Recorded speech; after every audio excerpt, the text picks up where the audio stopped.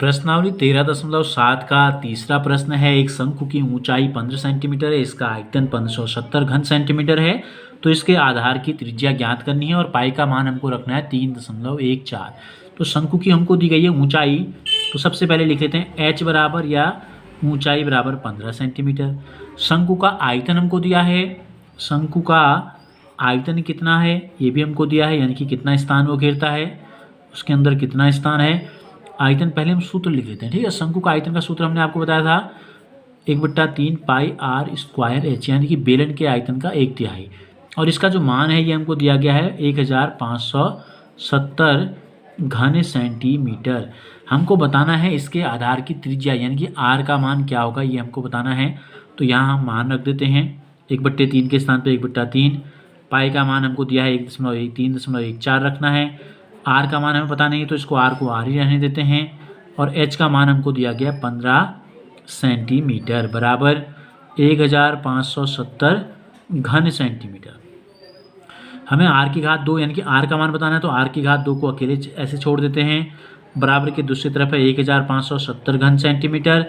अब are square के साथ जितनी भी चीज़ें थी उन सबको हम बराबर के दूसरी तरफ ले जाते हैं, यानी कि उनका पक्षांतर कर देते हैं।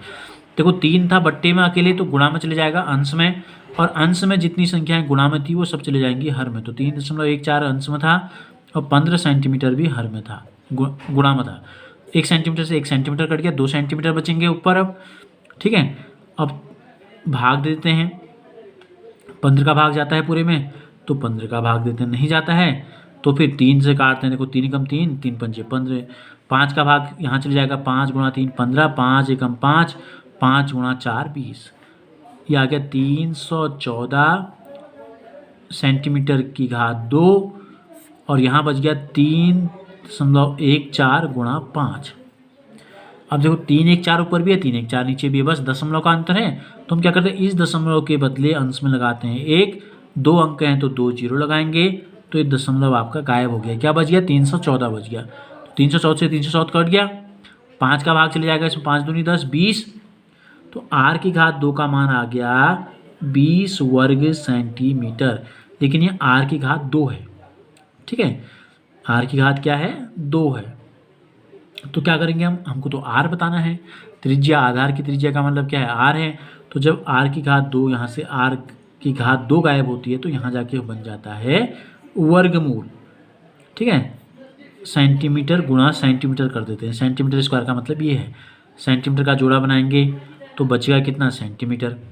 अब 20 के भी गुणनखंड कर देते हैं, 2 का भाग देंगे 10 बार, 2 का भाग देंगे 5 बार, तो इतना सेंटीमीटर बच गया केवल एक जोड़ा, ठीक है। 2 का एक जोड़ा बना, तो 2 और 5 का जोड़ा नहीं बन रहा है, तो 5 को रूट के अंदर ऐसे ही रहने देंगे, इतना सेंटीमीटर। तो आधार की त्रिज्या जो हमसे पूछी थी, इसलिए आधार की जो त्रिज्या है इसका मान आ गया 2√5 सेंटीमीटर।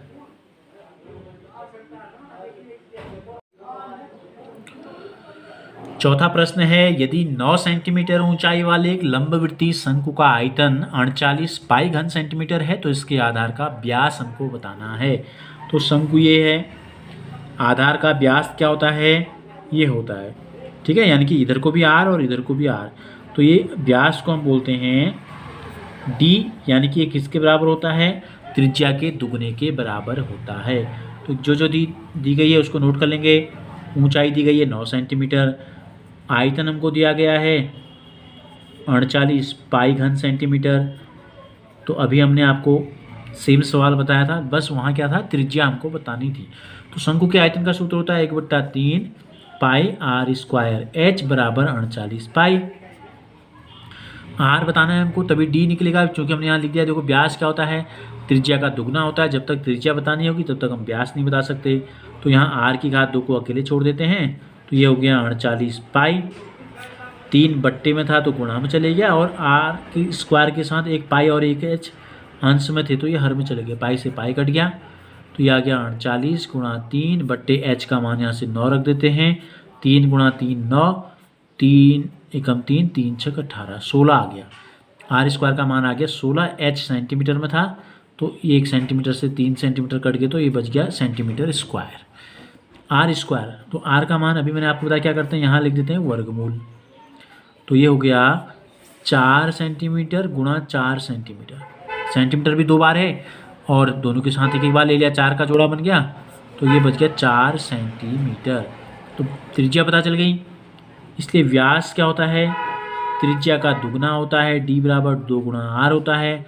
तो 2 गुणा r का मान आ गया 4 सेंटीमीटर, 4 दूनी हो गया 8 सेंटीमीटर। तो इस प्रकार इसके आधार का जो व्यास आ गया, ये आ गया 8 सेंटीमीटर।